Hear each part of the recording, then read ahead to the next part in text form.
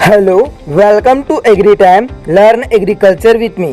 दोस्तों, आज का टॉपिक है एग्रीकल्चर लाइव टेस्ट, पार्ट है 48। इससे पहले हमने 47 पार्ट बना लिए हैं एग्रीकल्चर लाइव टेस्ट के।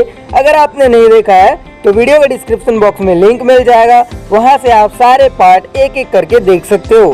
दोस्तों, हमारे यूट्यूब चैनल पर जो लाइव टेस्ट होने का टाइम है, मॉर्निंग में आपका 7 AM और नाइट में है आपका 8 PM, यानी कि सुबह 7 बजे और रात में 8 बजे। अगर आप हमारे चैनल पर नए हैं या पहली बार आए हैं तो हमारे चैनल को सब्सक्राइब कीजिए, साथ ही साथ बेल आइकन को भी प्रेस कीजिए ताकि आपको इसी तरह की वीडियोस की नोटिफिकेशन सबसे पहले मिले। चलिए आज का पहला क्वेश्चन देखते हैं और ये रहा आपकी स्क्रीन पर फर्स्ट क्विज। भारत में सबसे बड़ा कृषि प्रायोगिक फार्म कहाँ पर स्थित है? ऑप्शन में यहाँ पे दे रखे हैं भोपाल, अंबाला, सूरतगढ़ और जामनगर। मैं आपको 10 सेकंड का टाइम दूंगा, आपको आंसर कमेंट बॉक्स में कमेंट करना है।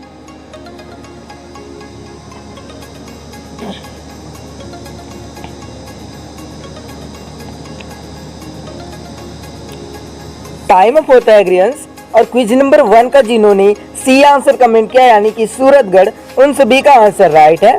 भारत में सबसे बड़ा कृषि प्रायोगिक फार्म सूरतगढ़ में स्थित है। ठीक है, तो याद रखिएगा। बढ़ते हैं अगले क्वेश्चन की ओर और क्वेश्चन नंबर 2 ये रहा आपके स्क्रीन पर। भारतीय दलहन शोध संस्थान कहाँ स्थित है? Indian pulses research institute is located in. Option में दिए हैं आगरा, फैजाबाद में, कानपुर में या फिर झांसी में। सो ये क्वेश्चन बहुत बार रिपीट किया हूं मैं और सभी को कमेंट करना है क्विज ट्यूब का राइट आंसर क्या होगा।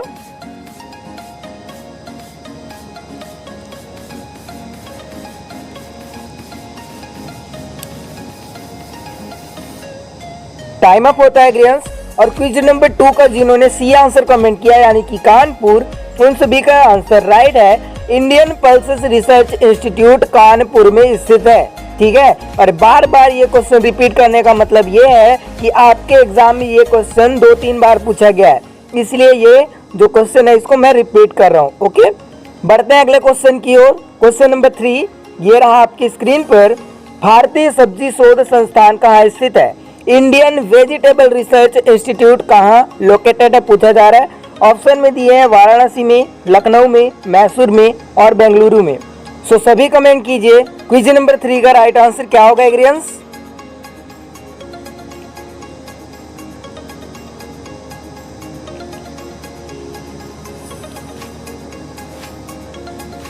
टाइम अप होता है एग्रीयंस।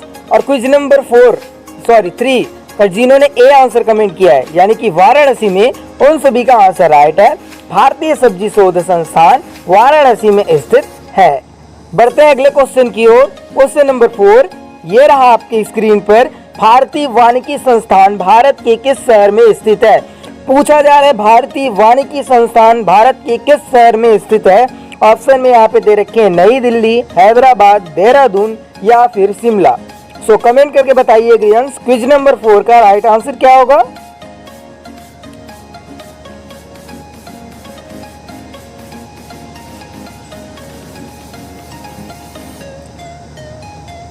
टाइम अप होता है ग्रीयंस। और क्विज नंबर 4 यानी कि Indian forestry institute is located in which city of India, ये पूछा जा रहा था। और जिन्होंने सी आंसर कमेंट किया यानी कि देहरादून, उन सभी का आंसर राइट है। भारतीय वानिकी संस्थान देहरादून के शहर में, भारत के देहरादून शहर में स्थित है। ठीक है, बढ़ते हैं अगले क्वेश्चन की ओर। और क्वेश्चन नंबर 5 ये रहा आपके स्क्रीन पर। केंद्रीय उपोष्ण बागवानी संस्थान कहाँ स्थित है? Central institute of horticulture is located in. Option में दे रखे हैं यहाँ पे बेंगलुरु में, चंडीगढ़ में, लखनऊ में और नागपुर में। सो कमेंट कीजिए केंद्रीय उपोष्ण बागवानी संस्थान कहाँ स्थित है।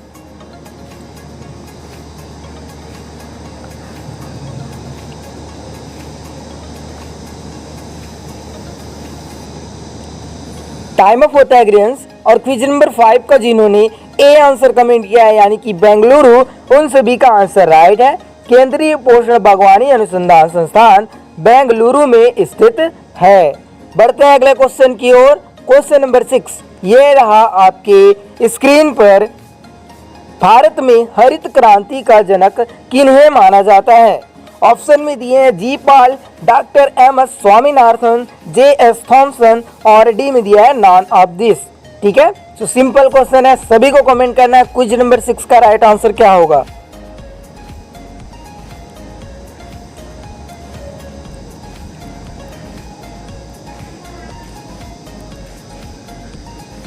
टाइम अप होता है ग्रियंस। और क्विज नंबर 6 का जिन्होंने बी आंसर कमेंट किया यानी कि डॉक्टर एम एस स्वामीनाथन, उन सभी का आंसर राइट है। भारत में हरित क्रांति के जनक के रूप में डॉक्टर एम एस स्वामीनाथन जी जाने जाते हैं। बढ़ते हैं अगले क्वेश्चन की ओर। क्वेश्चन नंबर 7 ये रहा आपके स्क्रीन पर। हरित क्रांति भारत की किस पंचवर्षीय योजना के दौरान आरंभ की गई थी? ऑप्शन में दिए 7वीं, 5वीं, दूसरी और तीसरी। अब से पूछा जाता है ये क्वेश्चन, सो सभी कमेंट कीजिए क्विज नंबर 7 का राइट आंसर क्या होगा।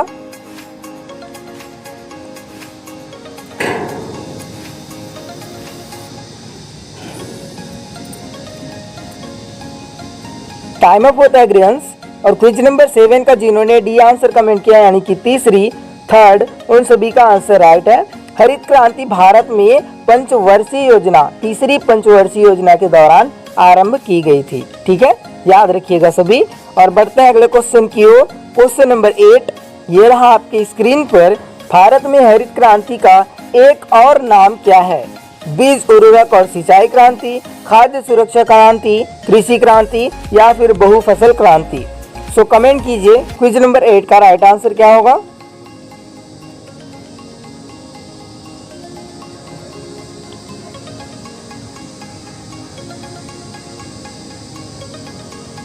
टाइम अप होता है ग्रियंस। और क्विज नंबर 8 का जिन्होंने ए आंसर कमेंट किया यानी कि बीज उर्वरक और सिंचाई क्रांति, उन सभी का आंसर राइट है। देखो जो हरित क्रांति शुरू किया गया था तो बीज में वृद्धि की गई, बीज के नए नए किस्में बनाए गए, उर्वरक लाए गए, नए नए उर्वरक बनाए गए, फर्टिलाइजर, ठीक है, इरिगेशन सिस्टम लाया गया नया नया, ताकि जो उत्पादन है वो बढ़ सके। ठीक है, तो क्विज 8 का राइट आंसर ए होगा। बढ़ते हैं अगले क्वेश्चन की ओर। क्वेश्चन नंबर 9 ये रहा आपके स्क्रीन पर। हरित क्रांति का मुख्य उद्देश्य निम्नलिखित में से किसका उत्पादन बढ़ाना था? ऑप्शन में दे रखे हैं नकदी फसलों का, दालों का, खाद्यान्नों का या फिर ज्वार बाजरा आदि का। सो कमेंट कीजिए क्विज 9 का राइट आंसर क्या होगा।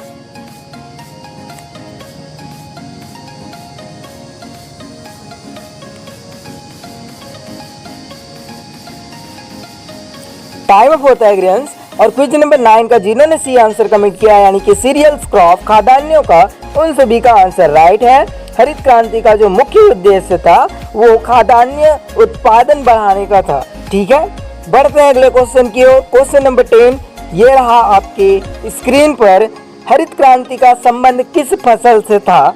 चावल, गेहूं, दाल या फिर गन्ना? कमेंट करके बताइए क्विज नंबर 10 का राइट आंसर क्या होगा।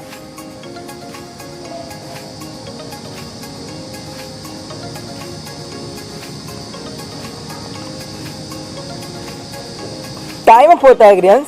और यहाँ पे जिन्होंने क्विज नंबर 10 का बी आंसर कमेंट किया यानी कि गेहूं, वीट, उन सभी का आंसर राइट है। हरित क्रांति का संबंध गेहूं फसल से है। ठीक है, और यहीं पे अगर ऑप्शन सी में ए एंड बी दिया रहता तो हम ऑप्शन सी को राइट लगाते। ठीक है, ना कि सिर्फ गेहूं को, क्योंकि चावल भी इससे रिलेटेड था। जितने भी सीरियल्स क्रॉप है उन सभी के लिए चलाई गई थी, लेकिन मुख्य रूप से किसके लिए चलाई गई थी? सो गेहूं के लिए चलाई गई थी।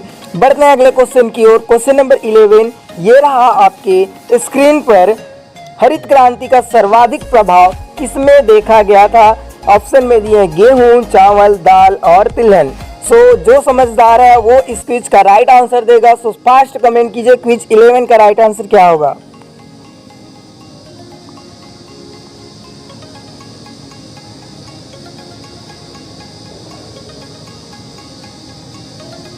टाइम अप होता है ग्रियंस। और क्विज नंबर 11 का जिन्होंने ए आंसर कमेंट किया यानी कि वीट, गेहूं, उन सभी का आंसर राइट है। मैंने अभी बताया क्विज नंबर 10 में कि मुख्य रूप से किसमें प्रभाव देखा गया था हरित क्रांति का, तो गेहूं में देखा गया था। ठीक है, वीट में देखा गया था। बढ़ते हैं अगले क्वेश्चन की ओर। क्वेश्चन नंबर 12 ये रहा आपके स्क्रीन पर। हरित क्रांति सबसे अधिक सफल रही किस किस राज्य में? ऑप्शन में दिए हैं पंजाब, तमिलनाडु, पंजाब, हरियाणा और उत्तर प्रदेश, हरियाणा में या फिर उत्तर प्रदेश और महाराष्ट्र में। सो ये भी इंपॉर्टेंट क्वेश्चन है, ठीक है, ये भी क्वेश्चन पूछ दिया जाता है कभी कभी। सो कमेंट करके बताइए क्विज नंबर 12 का राइट आंसर क्या होगा।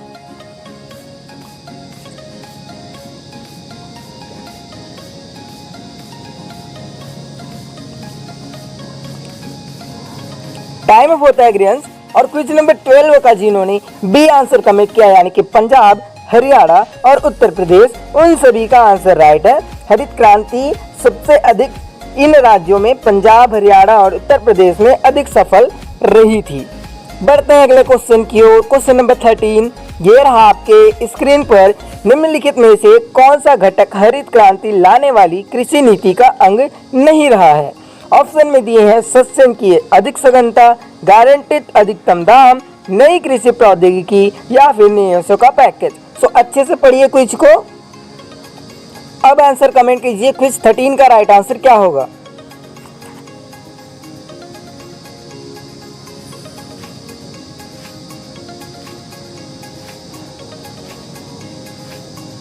टाइम अप होता है ग्रेन्स। और क्विज नंबर 13 का जिन्होंने बी आंसर कमेंट किया यानी कि गारंटेड अधिक दाम, गारंटेड मैक्सिमम प्राइस, उन सभी का आंसर राइट है, ठीक है। हरित क्रांति जो लाने का कृषि नीति का जो अंग नहीं रहा है वो है आपका गारंटेड अधिकतम दाम, ठीक है। अगर जो गेहूं जो है, ठीक है, या सीरियल जो क्रॉप्स हैं, अगर उसका दाम उस समय अधिक रहता तो किसानों तक या जो गरीब थे उन तक पहुंच नहीं पाता, ठीक है। इसलिए ये जो गारंटेड अधिक दाम था ये हरित क्रांति लाने का उद्देश्य या कृषि नीति का अंग नहीं था, ठीक है, समझ गए होंगे आप। बढ़ते हैं अगले क्वेश्चन की ओर। क्वेश्चन नंबर 14, ये रहा आपके स्क्रीन पर। हरित क्रांति पद का प्रयोग या शब्द का प्रयोग उच्च उत्पादन दर्शाने के लिए किया गया। ऑप्शन में दे रखे हैं घास स्थलों का निर्माण करके, अधिक वृक्षों का रोपण करके, प्रति हेक्टेयर कृषि उत्पादकता बढ़ा करके या फिर शहरी क्षेत्रों में उद्यान बना करके। सो कमेंट करके बताइए ग्रेन्स क्विज नंबर 14 का राइट आंसर क्या होगा।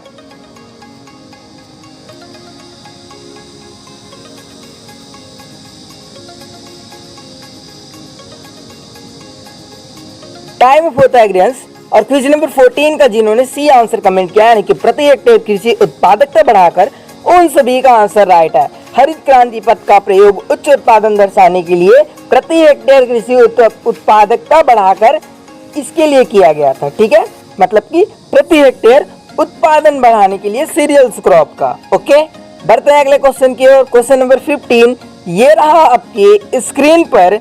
द्वितीय हरित क्रांति का उद्देश्य निम्नलिखित में से किस कृषि उत्पाद की वृद्धि से संबंधित है?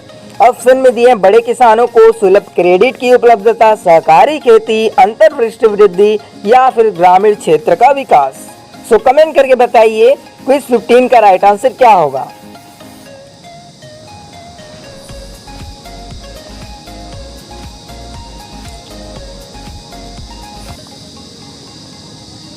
टाइम होता है ग्रेन्स। और क्विज नंबर 15 का जिन्होंने सी आंसर कमेंट किया यानी कि अंतर्वृष्टि वृद्धि, उन सभी का आंसर राइट है, ठीक है। द्वितीय हरित क्रांति का जो उद्देश्य था, लाने का उद्देश्य था, वो था अंतर्वृष्टि वृद्धि। तो हरित क्रांति से रिलेटेड यहाँ पे मैंने आपको लगभग 6-7 क्वेश्चन जो कि इम्पोर्टेंट है वो यहाँ पे आपको सॉल्व करा दिए। अगर फिर भी आपको कोई दिक्कत होता है ग्रीन रिवॉल्यूशन से रिलेटेड, कुछ भी इंफॉर्मेशन चाहिए हुई, तो आप मुझे इस पर वीडियो बनाने के लिए कहिए। कमेंट बॉक्स में कमेंट करके बोलिए कि हमें हरित क्रांति पर कंप्लीटली वीडियो चाहिए, तो मैं आपको एक लेक्चर दे दूंगा हरित क्रांति से रिलेटेड, ठीक है। So dear students, thanks for watching. Video पसंद आए तो वीडियो को लाइक करें, कमेंट करें वीडियो कैसा लगा, शेयर करें अपने फ्रेंड्स के पास। चैनल पर नए हैं तो चैनल को सब्सक्राइब जरूर करें।